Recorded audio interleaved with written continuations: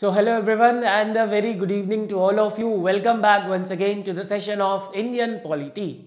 So guys, in the previous 3-4 sessions we have talked about the center state relation. तो अब हमने centre और state के बीच का रिलेशनशिप तो पढ़ लिया कि क्या क्या उसके अंदर प्रॉब्लम्स है और किस किस तरीके से उसको रिजॉल्व करने की कोशिश की गई है. But is that enough? क्या सेंटर स्टेट रिलेशन पढ़ना काफ़ी रहेगा? नहीं, बिकॉज वी ऑल नो कि हमारे पास सिर्फ एक स्टेट तो नहीं है. वी हैव 28 स्टेट्स और 8 यूटी यूनियन टेरिटरीज भी हमारे पास. So we also have to study the inter state relationship. It's like कि अगर एक फैमिली है उसमें एक फादर है और 2 सन है, तो फादर और सन का रिलेशन तो हमने पढ़ लिया, सेंटर और स्टेट का रिलेशन हमने पढ़ लिया. बट क्या इतना काफ़ी है कि फादर और सन के बीच का जो रिलेशन है वो कॉर्डियल बना रहे? बट ऑफकोर्स जो सन और सन है, जो 2 सन है या 2 डॉटर्स हैं या एक सन और एक डॉटर है या उससे ज़्यादा हैं, जितने भी हो सकते हैं, उनके बीच में भी तो एक कॉर्डियल रिलेशन होना चाहिए. सिमिलरली हमारे स्टेट्स के बीच में भी एक अच्छा कोऑर्डिनेशन होना चाहिए. And for that there are various constitutional provisions provided in the Constitution of India. Alright, so let's begin with the session and let's try to understand the interstate relationships. क्या क्या issues हैं और कौन कौन से तरीकों से उसको solve करने की कोशिश की गई है. So remember the Constitution of India provides 4 areas where there is a need of interstate coordination and comity. Interstate coordination 4 जगहों पे बहुत ज़्यादा जरूरी है as provided by the Constitution of India. Number 1, it is the interstate water dispute. अब देखो क्या है कि हमारा जब स्टेट्स सारे बनाए गए थे through the state reorganisation act, तो स्टेट्स की तो बाउंड्रीज बना दी, बट क्या पानी की बाउंड्रीज बनाई जा सकती थी? Of course not. सो इसलिए बहुत सारी रिवर्स ऐसी हैं जो कि बहुत सारे स्टेट से होकर गुजरती हैं. गंगा इनफैक्ट सारी, कोई भी नदी ऐसी नहीं है जो कि एक ही स्टेट से निकल के और वहीं खत्म हो जाए. There is not even a single river in the country. Alright, so इसकी वजह से जो डिस्प्यूट होना था वो तय था. तो उसके रिजोल्यूशन के लिए ऑलरेडी जो हमारे कॉन्स्टिट्यूशन मेकर्स थे उन्होंने एक प्रोविजन रख दिया था. Alright, number 2, coordination through interstate councils. इसकी बात हम आगे करेंगे. Mutual recordings of public acts, recordings and judicial proceedings and interstate trade and commerce. So these are the 4 areas जहां पे इंटरस्टेट कोऑर्डिनेशन कमेटी की बहुत ज्यादा जरूरत होती है और बहुत सारे provisions through various acts and constitutional provisions भी हैं जिससे कि इन इश्यूज को सॉल्व करने की कोशिश की गई है. Alright, so let's talk about first of all interstate water disputes. So for solving interstate water dispute guys, there is an article which is article number 262 of the constitution of India. Article number 262 of the constitution of India, and it provides 2 provisions with respect to the interstate water dispute. ये 2 provision provide कराता है. Number 1, for adjudication of any dispute. ये word याद रखना, adjudication. Alright, with respect to use, distribution and control of waters of any interstate river, parliament may provide any law, which means it is the duty of the parliament. ठीक है, ये याद रखेंगे, parliament इस पे law बनाएगा. कोई भी स्टेट लेजिस्लेचर के पास राइट नहीं है, अधिकार नहीं है इस तरीके का कोई भी लॉ बनाने का. Alright, and number 2, Parliament may also restrict the jurisdiction of Supreme Court and any High Court in respect of such dispute. अगर कोई dispute अगर किसी ट्राइब्यूनल में गया है with respect to interstate water, interstate river, तो in that case Parliament जो है Supreme Court और High Court की jurisdiction के ऊपर restrictions लगा सकते हैं. Alright, moving ahead. So under article number 262, under article 262 2 acts were enacted. 2 act enact किए गए थे by the parliament. Number 1 is the river boards act of 1956. River boards act of 1956 which provides for establishment of river boards. It provides for the establishment of river boards for what? What is the purpose of these river boards? This is for regulation and development of interstate river and water valleys. जो interstate river है उनके regulation के लिए ये river board बनाए गए थे through the river boards act of 1956. And remember, these river boards are established by the central government, not by the state governments. These are established by the central government on request of the states which are concerned. Okay, number 2, the second act is interstate water disputes act. अब इसके नाम से पता चल रहा है this is for resolving the disputes, the interstate water disputes. So this act empowers the parliament, empowers the central government to set up an ad hoc tribunal for the adjudication of a dispute between two or more state with respect to any interstate river. किसी interstate river को लेके अगर दो या दो से ज्यादा states में झगड़ा चल रहा है, so through this act parliament के पास पावर है कि वो एक एडहॉक ट्रिब्यूनल बना सकते हैं। और अगर कोई मैटर, इस तरीके का कोई डिस्प्यूट, इस तरीके का कोई झगड़ा अगर इस ट्रिब्यूनल में जाएगा तो सुप्रीम कोर्ट या किसी भी हाई कोर्ट के पास पावर नहीं है वहां पे एडजुडिकेशन की। Alright, so neither the Supreme Court nor any court would have any jurisdiction over any dispute referred to a tribunal. And the most important thing is that the decision of this tribunal is final. The decision of this tribunal is final and it is binding on the parties. तो क्या इसमें appeal का कोई provision नहीं है? Now अब आपके सबके दिमाग में क्वेश्चन आ रहा होगा कि यार अभी तो हमने Kaveri water dispute supreme court में देखा था, तो वो अपील की फॉर्म में गया था, वहां पे सुप्रीम कोर्ट की एडजुडिकेशन की जुरिस्डिक्शन नहीं है। मतलब जो ट्रायल होता है, बेसिकली ट्रायल नहीं बोलेंगे इसको, बेसिकली जो प्रोसीडिंग्स होंगी उस पूरे केस की, वो पावर नहीं है सुप्रीम कोर्ट के पास या किसी भी हाई कोर्ट के पास, बट ऑफ कोर्स अपील में जा सकते हैं। ठीक है, सो ये बात याद रखेंगे। इंटरस्टेट वाटर डिस्प्यूट्स एक्ट में central government has the authority to form an ad hoc tribunal for the adjudication of any dispute between two or more states with respect to any interstate river. Moving ahead to the interstate council. So I hope number 1 is clear. ये जो interstate water dispute है इसके लिए basically article number 262 काम करता है और इसमें दो चीजें हैं। पहला तो एडजुडिकेशन ऑफ एनी डिस्प्यूट, ठीक है, और दूसरा restrictions over the powers over the jurisdiction of supreme court or any high court. And for implementation of these two provisions there are two acts. River Boards Act of 1956 under which river boards are established by the central government. And then we have Interstate Water Disputes Act under which ad hoc tribunals are established by the central government again. And यहाँ पे याद रखेंगे all these things are being done by the central government. State government का इसमें कोई authority नहीं होता। ठीक है, Moving ahead to the interstate councils. Now ये हमने interstate relation में भी पढ़ा था that article number 263 के अंडर काफी बार रिकमेंड किया गया, लाइक सरकारिया कमीशन में बोला गया, पंची कमीशन में बोला गया that there should be an interstate council for making coordination, for making better coordination between states and centre and states. And that is why in the year 1990 on the recommendation of Sarkaria commission interstate council was established. Interstate council कब establish हुआ? 1990 में on the recommendation of Sarkaria commission. Now ये जो interstate council क्या करता है, इसकी composition क्या है, इन सब चीजों की हम आगे बात करेंगे। बट रिमेंबर इंटरस्टेट काउंसिल बनाने का जो बेसिक ऑब्जेक्टिव था that is to promote coordination and harmony among the states. अब देखो बहुत सारे स्टेट्स हैं, अब लेट्स से कि एक फादर है, उसके बहुत सारे बच्चे हैं, तो it is the duty of father कि वो उन सारे बच्चों में कोऑर्डिनेशन बना के रखे। तो हमारे देश का जो फादर है या हेड ऑफ द स्टेट जिसको हम बोलेंगे वो कौन है? प्रेसिडेंट है। So that is why interstate councils are established by the president and she assigns the duties. अब वो इस interstate council की क्या ड्यूटी होगी, ठीक है, ये सारा काम किसका होता है बताना? प्रेसिडेंट का होता है। Alright, moving ahead to the composition of the council. So कोई भी काउंसिल अगर बनेगी with respect to any matter, तब chairperson would be prime minister. Chief minister of all states will be there, chief minister of all UTs having legislative assembly, and if legislative assembly is not there, administrators of those UTs, governors of those states which are under the president's rule।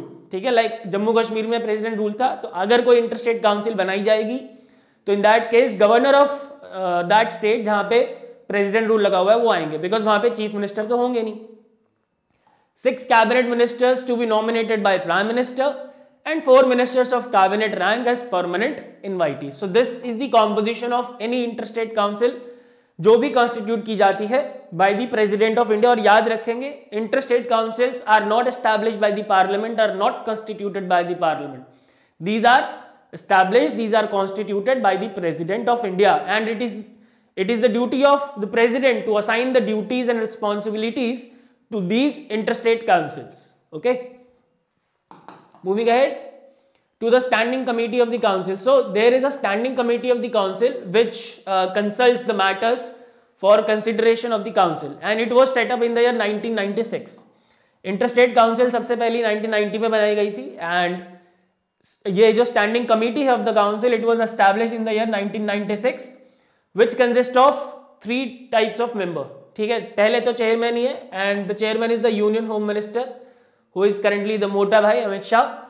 5 union cabinet ministers and 9 chief ministers. इसमें 9 chief ministers हो सकते हैं, 5 union cabinet ministers और union home minister इसके chairperson होते हैं। Alright, and remember the council is assisted by secretariat. जो paper work होता है, ऑफ कोर्स काउंसिल बनेगी तो उसका कुछ पेपर वर्क भी तो होगा, तो पेपर वर्क होम मिनिस्टर या प्राइम मिनिस्टर तो करेंगे नहीं। Alright, so for that there is a secretariat which is headed by a secretary of the to the government of India. कोई भी सेक्रेटरी हो सकता है, home secretary, finance secretary, revenue secretary. It is not defined कि कौन से ministry का secretary होगा। And it also functions as secretariat of zonal councils. This secretariat which is secretariat to the interstate council, it also functions as the secretariat of zonal councils. This is very important। तो छोटी छोटी लाइनें होती हैं जो exam में difference create करती हैं, ठीक है, तो बहुत बारीकी से पढ़ना जरूरी है। Now what are the functions of the council? See, the functions are very basic। Basically वही है, कोऑर्डिनेशन बनाना, हार्मोनाइजेशन बनाना, ये सारे बेसिक फंक्शन है। So if you have a good vocabulary and good grammar, you can easily write the functions of interstate council। एक बार पढ़ लेते हैं फिर भी। Investigating and discussing subjects in which states or center have common interest, so this is nothing new, ठीक है, बस शब्दों का खेल है सारा।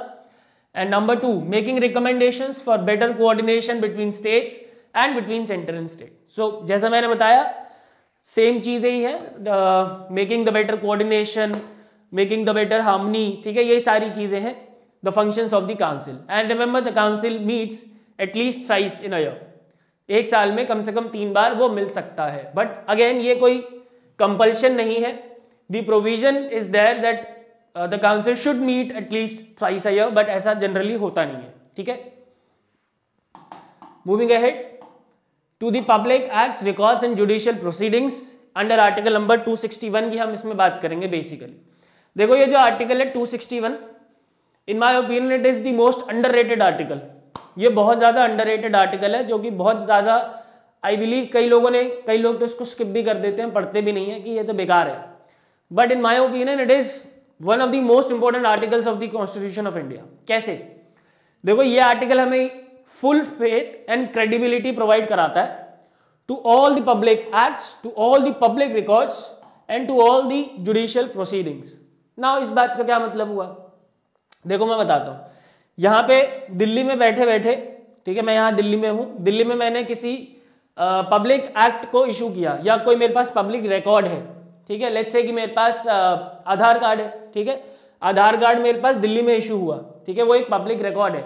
ऑलराइट, या कोई रजिस्टर है, ठीक है, या किसी भी तरीके का पब्लिक एक्ट है, या किसी भी तरीके की कोई जुडिशियल प्रोसीडिंग्स दिल्ली में पास हुई, ठीक है, दिल्ली का एक सिविल कोर्ट है, उसने एक फाइनल जजमेंट सुनाया with respect to any case, ठीक है। तो अब मैं ये बस वाले फाइनल जजमेंट को लेकर, चलो जुडिशियल प्रोसीडिंग वाला एग्जांपल ले लेते हैं। इस फाइनल जजमेंट को लेकर मैं महाराष्ट्र में या कर्नाटका में, तमिलनाडु में, केरला में, जम्मू कश्मीर में, नॉर्थ ईस्ट के किसी भी स्टेट में, गुजरात में, राजस्थान में, अगर मैं जाऊंगा वहीं कहीं पे भी कि साहब ये जजमेंट दिया है कोर्ट ने, तो क्या वो मेरे को मना कर देंगे? नहीं, वो मुझे मना नहीं कर सकते। तो ये जो आर्टिकल है 261, ये बहुत ब्यूटीफुली हमारे कंट्री को इंटीग्रेट करने का काम करता है, ब्यूटीफुली हमारे कंट्री का जो फेडरल कैरेक्टर है उसको बना के रखता है, ठीक है। It provides full faith and credibility to all the public acts, to all the public records and to all the judicial proceedings within the territory of India, ठीक है जी। So this is very important, please do remember this. Full faith and credit shall be given to public acts, records and judicial proceedings throughout the territory of India, and these public acts, records and judicial proceedings can be of the center or of any state, and final judgments and orders of civil courts in any part of India are capable of execution of anywhere within India। तो जैसे मैंने आपको example दिया था कि अगर पंजाब में कोई सिविल कोर्ट में कोई कानून पास हुआ है तो वो महाराष्ट्र में भी एप्लीकेबल होगा, गुजरात, पूरे इंडिया में एप्लीकेबल होगा, इवन अंडमान एंड निकोबार में भी होगा, ठीक है, हर जगह पे होगा। Alright, and this full faith and credibility is provided by article number 261 of the constitution of India. Alright, now moving ahead, and यहाँ पे एक चीज याद रखेंगे, वर्ड मेंशन है civil courts, which means this is not applicable in the case of criminal cases, because there are certain laws which are different in different states with respect to the criminal cases। तो ये criminal cases के respect में है, civil cases के respect में नहीं है, sorry civil cases के रिस्पेक्ट में है, criminal cases के रिस्पेक्ट में नहीं है। let's move ahead to the interstate trade and commerce. Now under part 13, under part 13 of the Constitution of India, article number 301 to 307 deals with the provisions of interstate trade, commerce and intercourse. Trade, commerce और intercourse तीनों चीजों की बात करता है article number 301 to 307. इसमें हम तीन आर्टिकल पढ़ेंगे, 301, 302 and 304. These are only the important, rest are the provisos and वो ज्यादा इंपॉर्टेंट हमारे एग्जाम के लिए नहीं है. 301 is very easy. It provides for free trade, commerce and intercourse through out the territory of India. ठीक है. The article number 301 says that the trade, commerce and intercourse throughout the territory of India shall be free. वो absolutely free होगा. और जैसा कि हम सब जानते हैं ये तो हमारा फंडामेंटल राइट भी है. ठीक है. Under article number 19, article number 302, parliament can impose restrictions in the public interest on this. Restrictions on what? Parliament can put restrictions on this free trade, commerce and intercourse, but that is to be done only in the public interest. केवल वो public interest में हो सकता है. ऐसे नहीं कि मैलिफाइड veg के थ्रू किसी भी ट्रेड, कॉमर्स और इंटरकोर्स के ऊपर रेस्ट्रिक्शंस लगा दी, ऐसा नहीं हो सकता. And this restriction shall be put without any discrimination and without any preference to any particular state. ठीक है. मतलब ऐसा नहीं है कि सेंटर ने पंजाब के ऊपर कोई रिस्ट्रिक्शन लगा दिया या पूरे इंडिया में लगा दिया, यूपी पे नहीं लगाया या बिहार पे नहीं लगाया या गुजरात में नहीं लगाया. ठीक है. ऐसा नहीं कर सकते और किसी भी तरीके का कोई डिस्क्रिमिनेशन नहीं हो सकता. Alright. Similarly state legislatures can also impose restrictions over this free trade, commerce and intercourse, but that is also to be done in the public interest.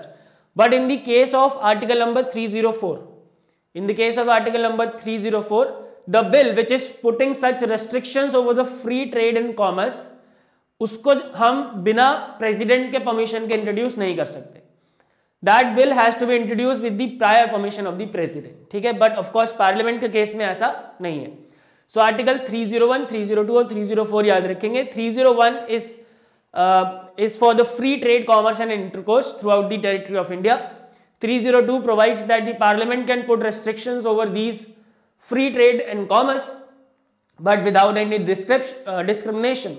And 304 provides that the state legislatures can also put restrictions over such free trade and commerce, but again without any description, and such bill has to be introduced with the prior permission of the President of India. Okay. आगे चलते हैं. तो zonal councils की भी बात कर ही लेते हैं. जब सारी बातें कर रहे हैं तो why to leave this zonal council. तो जोनल काउंसिल क्यों बनाए गए थे, इसका क्या रीजन था? Again the reason was the same, to promote the coordination, to promote the harmony among the states. ठीक है. तो यही सारे बेसिक इनके फंक्शंस थे. तो अब क्योंकि एक बड़ा, जैसे एक पार्लियामेंट है तो वो पूरी तरीके से मेंटेन नहीं कर सकता कोऑर्डिनेशन, उसके बाद इंटरस्टेट काउंसिल्स आ जाते हैं, फिर और भी छोटी छोटी बॉडीज आ जाती हैं. उसी तरीके से जोनल काउंसिल भी एक बॉडी है जो कि मेंटेन करता है इंटरस्टेट रिलेशंस को और सेंटर स्टेट रिलेशन को. But remember, zonal councils are not the constitutional bodies. These are not the constitutional bodies, these are the statutory bodies and these are established through the State Reorganization Act of 1956. State Reorganization Act 1956 में सबसे पहली बार zonal councils की बात की गई थी. And this act, States Reorganization Act 1956, divided the country into 5 regions. इसने 5 regions में डिवाइड किया, northern, southern, eastern, western and central, और पांचों जोन के लिए एक एक जोनल काउंसिल बना दी गई. ठीक है. कॉम्पोजिशन की बात करें, सो union home minister is the chairperson of all the zonal councils. पांचों जोनल काउंसिल के चेयरपर्सन कौन है? यूनियन होम मिनिस्टर है. Chief minister of all states in a zone. For example northern zone में जितने भी स्टेट्स होंगे उन सभी के चीफ मिनिस्टर उस जोनल काउंसिल के पार्ट होंगे. 2 other ministers from each state in the zone. एक जोन में जितने भी स्टेट्स हैं उसके 2 ministers, and administrator of each union territory in the zone. Alright, this is the composition, and do remember, Union Home Minister is the chairperson and not the Prime Minister. There are other members also. A person nominated by the Niti Aayog, Chief Secretary of Government of each state in the zone, and also Development Commissioner of each state in the zone. ठीक है. And Vice Chairperson भी होता है क्या कोई? Yes, होता है. So each Chief Minister acts as a Vice Chairperson by rotation. जैसे मान लो कि नॉर्दर्न जोन में पंजाब का नंबर आया, उसके बाद हरियाणा का आया, फिर जम्मू कश्मीर का आया, तो रोटेशन होता रहता है। बट एक टाइम में कितने टाइम तक, कितने पीरियड तक, 1 साल तक। Alright, holding office for a period of 1 year at a time. ठीक है, moving ahead to the north eastern council. So अब जो हमारे 5 जोनल काउंसिल्स बने थे, उसके अलावा एक और काउंसिल बनाई गई थी in the year 1971 through a separate act. अब इसके लिए एक्ट भी सेपरेट था, वो स्टेट रीऑर्गेनाइजेशन एक्ट को अमेंड करके नहीं बनाया गया था। It was created by separate act which was north eastern council act of 1971 and all the 8 north eastern states are the part of this northeastern council. All right, its function are similar to zonal council with some additions, like for example, it has to formulate a unified and coordinated regional plan covering the matters of common importance of all the states of northeast. ठीक है जी, तो base ये functions वगैरह आपको याद रखने की जरूरत नहीं है, no need to remember, just remember it was created through this northeastern council act of 1971 and all the states or the northeastern states are the part of north eastern council. ठीक है, तो नॉर्थ ईस्टर्न काउंसिल स्पेशली इसलिए बनाई गई थी to keep more focus over these north eastern states, because ऐसा देखा जाता है कि जो नॉर्थ ईस्टर्न स्टेट्स हैं वो जनरली पीछे रह जाते हैं अगर कोई भी पॉलिसी इंप्लीमेंट होती है तो। ठीक है, तो इसके लिए to put more focus over the north eastern states एक सेपरेट काउंसिल बना दी गई, नॉर्थ ईस्टर्न काउंसिल एक्ट 1971 के थ्रू। और फंक्शन सेम ही है, जो जोनल काउंसिल के फंक्शन है टू प्रमोट द कोऑर्डिनेशन, ये सारी चीजें फंक्शंस होती हैं of the north eastern council as well. Alright, so guys that's it for the session today. I hope all the provisions with respect to the interstate relationships are clear.